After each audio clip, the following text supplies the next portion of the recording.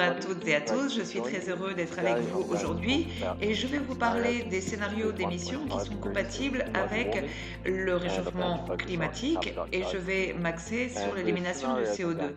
Ces scénarios sont fondés sur le rapport du groupe 3 du 6e rapport d'évaluation du GIEC qui a été publié il y a environ un mois.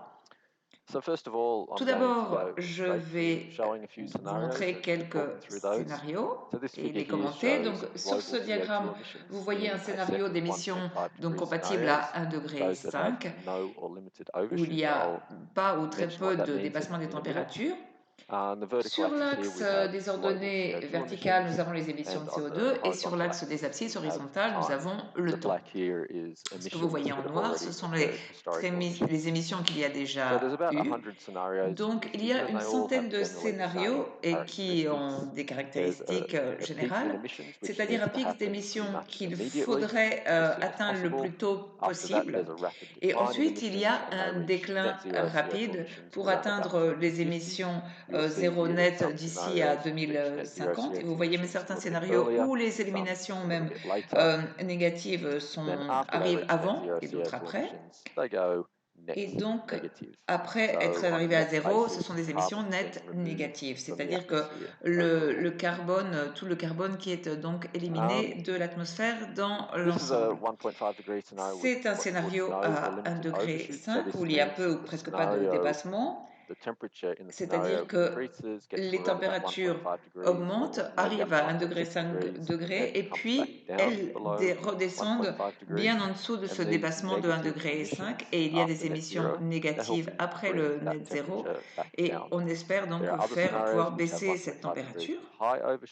Il y a d'autres scénarios avec un dépassement qui est supérieur à 1,5 degré et donc suite à quoi il y aurait également un déclin et qui prendrait certainement un peu plus de temps pour l'élimination du CO2. Et on voit également des scénarios à 2 degrés qui seraient similaires à ce que vous voyez ici, mais l'émission du net zéro serait alors atteinte plutôt vers 2070, ce qui veut dire que le déclin après le pic serait un petit peu plus lent et plus bas. Donc c'est une image générale des émissions de CO2 agrégées. Voici maintenant une autre figure qui figure dans un encadré sur l'élimination du CO2 dans le 6e rapport d'évaluation du GIEC. Nous l'appelons, vous voyez toutes les émissions donc, de gaz à effet de serre sur l'axe des ordonnées verticales. Et c'est l'anatomie d'un scénario par laquelle nous aimerions donc montrer les caractéristiques générales et de comment tout ceci fonctionne. Si vous regardez les trois bandes au-dessus, vous voyez donc le marron, c'est la déforestation, avec le gris, ce sont les émissions de CO2 fossiles, et avec le orange, les émissions de gaz à effet de serre qui ne sont pas du CO2. Dans les scénarios de 1,5, vous voyez qu'elles descendent toutes assez vite, mais elles n'atteignent pas vraiment le zéro. Donc au milieu du diagramme et jusqu'à la fin, vous voyez en particulier que les émissions de combustibles fossiles et les gaz à effet de serre continuent. Et c'est pourquoi nous utilisons aussi beaucoup d'élimination du CO2 dans ces scénarios. Donc ce que vous voyez en vert maintenant, vous avez les éliminations du CO2 et on met une certaine emphase sur le bleu foncé qui vient des terres gérées, donc par exemple le boisement et le reboisement, et on le voit déjà dans de nombreux pays, et on essaye bien sûr de mettre l'accent dessus. Et le vert clair, pardon, ce sont d'autres types d'élimination du CO2 et qui ne sont pas véritablement développés actuellement, comme le captage et stockage du carbone ou le captage direct du carbone dans l'air, etc. Les émissions de CO2 et d'autres gaz à effet de serre ne descendent pas à zéro donc dans ces scénarios, et même s'ils descendent rapidement, et donc il faut utiliser de l'élimination du CO2 pour contrebalancer ces émissions qu'on n'arrive pas à redescendre en dessous de zéro. Et pourquoi on n'y arrive pas? Nous pouvons par exemple penser au transport de longue distance qui émet bien entendu la production chimique qui a encore des émissions qui peuvent être très coûteuses à réduire.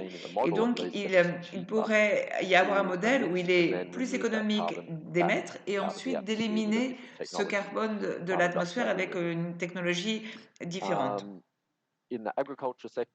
Dans l'agriculture, il y a du méthane et du protoxyde d'azote et il est très dur de décarboner ces secteurs pour arriver au net zéro. Et donc, on pourrait aussi utiliser de l'élimination du CO2 dans ce cas. D'ici la deuxième moitié du siècle, on aura donc du mal à arriver au net zéro et pour atteindre ensuite le net négatif. Mais vous voyez quand même que la ligne noire pleine des émissions complètes arrive quand même à décliner et donc cela, bien entendu, réduirait les températures, comme je disais dans la diapositive précédente. Aujourd'hui, donc, nous sommes essentiellement axés sur l'élimination du CO2 et d'autres intervenants vont en parler plus de cette partie verte dont je vous montrais. Et là, vous voyez l'élimination des scénarios d'élimination du CO2 que j'ai d'abord montré dans la première diapositive et donc qui est compatible avec le réchauffement avec un degré 5, avec un faible dépassement ou pas de dépassement. Mais il y a des difficultés là-dessus, j'en parlerai dans la prochaine diapositive, et ceci en raison de différentes définitions, des différentes variables et des différents types d'élimination du CO2. Mais ici, donc pour donner un point de vue et donc un point de comparaison, si on prend par exemple une centrale électrique qui utilise de la biomasse ou de la bioénergie avec captage et stockage du carbone dans une installation donc de la sorte, ou si l'on a une grande usine de captage direct de l'air, on ne le voit pas beaucoup, mais ça absorbera environ 0,5 gigotonnes par an, par donc installation à grande échelle.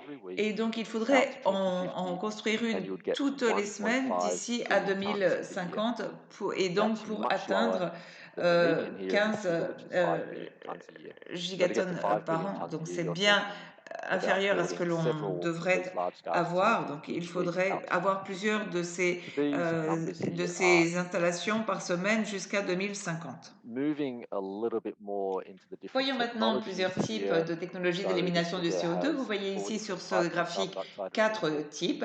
Nous avons la bioénergie avec captage et stockage de carbone, c'est-à-dire qu'on cultive de la biomasse qui élimine du CO2, on brûle la biomasse pour obtenir de l'énergie et ensuite on attrape le CO2 et on le remet dans l'atmosphère. Il y a ensuite le captage direct de l'air, c'est-à-dire qu'on aspire directement du carbone dans l'atmosphère et ensuite on le stocke. Nous avons le boisement et nous avons enfin l'altération accélérée. Vous voyez clairement que la plupart des scénarios utilisent la bioénergie avec captage et stockage de carbone, la BECCS, à grande échelle. Donc, le captage direct dans l'air ne représente qu'un tiers. Et si on utilise davantage cette technologie, ça prendrait donc un petit peu à la BECCS, mais c'est une technologie assez nouvelle et dont le déploiement, donc le niveau de déploiement, s'entoure des plus grandes incertitudes. Le boisement, quant à lui, pose certaines difficultés et défis, car la plupart des modèles parle de grands changements d'utilisation des terres et donc cela pourrait poser bien sûr des problèmes. Donc on ne contrôle pas véritablement tout ce que ces éliminations pourraient impliquer avec le boisement. Et on voit que ça commence pratiquement à zéro avec tous ces scénarios de boisement. Donc, ça peut poser véritablement un problème et il faut être prudent avec la quantité de CO2 qui serait utilisée avec le boisement. Et enfin, l'altération accélérée est vraiment très faible. Donc, ça vous donne une idée de différentes technologies qui sont incluses dans les scénarios. Donc, quelques mots pour large-scale carbon conclure. dioxide Les removal, scénarios continuent à I would argue, utiliser de some would disagree l'élimination de with me, but CO2 I à would grande argue that the échelle. scale Je dirais, je is ne sais pas plausible si tout le given monde the sera real-world d'accord, mais developments. que les I échelles expect that we sont would have some level of invraisemblables carbon dioxide removal. The étant question donné is really les how situations much. réelles et que donc on ne Some sait level of pas carbon quelle dioxide quantité on removal is aura likely to be d'élimination du beneficial, CO2. as Certains I sort of niveaux mentioned. d'élimination du Maybe CO2 carbon dioxide pourraient removal avoir is the des cheapest avantages et être option bénéfiques. in some Et comme je le sectors that are disais, le hard to décès mitigate, pourrait let's say être chemical l'option la plus manufacture, économique dans des and maybe you secteurs need où offsets, let's les say émissions sont fertilizers, so difficiles à nitrous oxide atténuer. Et par emissions exemple, dans in l'industrie agriculture chimique, and où so par on. exemple, il faudrait peut-être And an contrebalancer important point celle des here is that fertilisants carbon qui dioxide utilisent du removal only protoxyde really d'azote has dans a function l'architecture. if emissions Et are actually being l'élimination du mitigated. There are CO2 no real n'a un rôle scenarios à where jouer que emissions si can les continue émissions as normal, sont and then we rapidement just use carbon atténuées. dioxide removal to Donc, bring those si down. We can simply never get les carbon émissions dioxide removal continuent at scale. So carbon comme dioxide elles sont removal et qu'on only utilise du makes CO2, sense on ne pourrait if jamais atteindre les emissions are niveaux souhaités. also Donc, being vraiment, reduced. ceci n'a un sens que si les And émissions I'll sont finish up there. réduites de Thank you façon for your drastique. attention. J'en ai terminé et je vous remercie de votre attention.